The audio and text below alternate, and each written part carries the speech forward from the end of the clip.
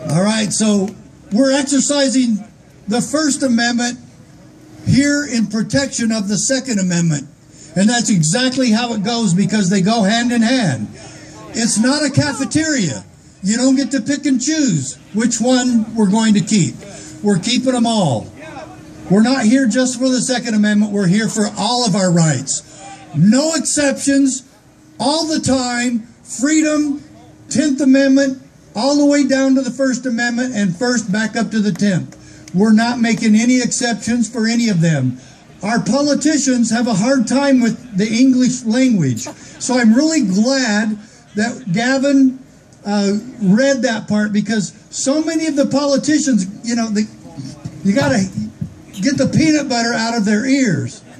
Because when you say shall not be infringed, they don't hear that not part. They think it says shall be infringed. And that's why they continue to do this.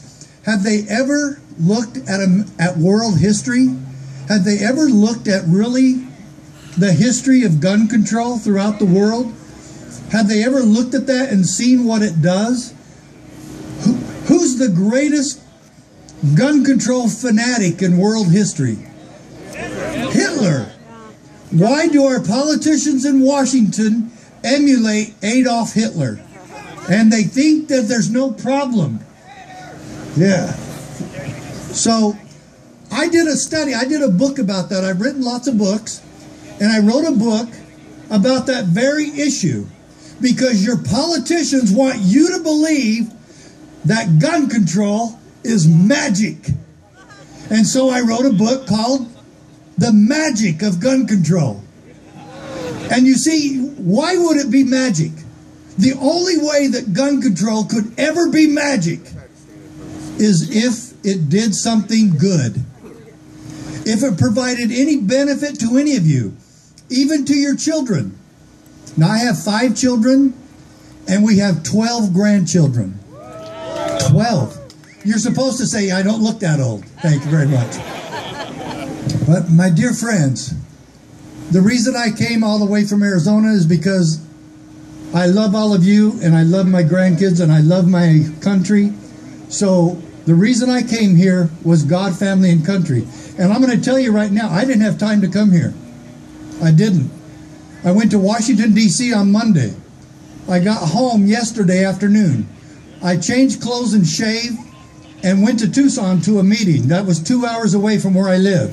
I drove back, got home at 10:30, packed for this trip, left this morning at 5 o'clock, and got here this afternoon. And then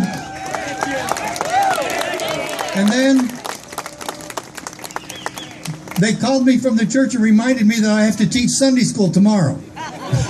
And Monday I'll be in Minnesota. And so we're keeping busy because you know why? The threat to our freedoms is so real. And this is the most crucial time in American history since the Civil War.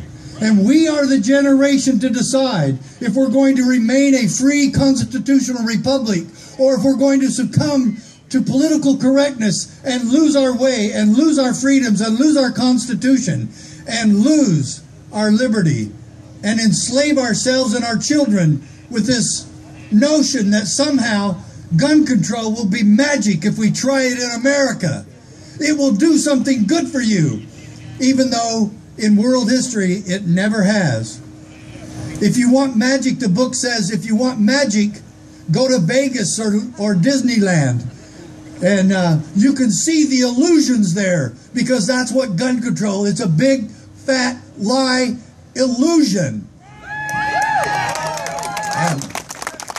Now,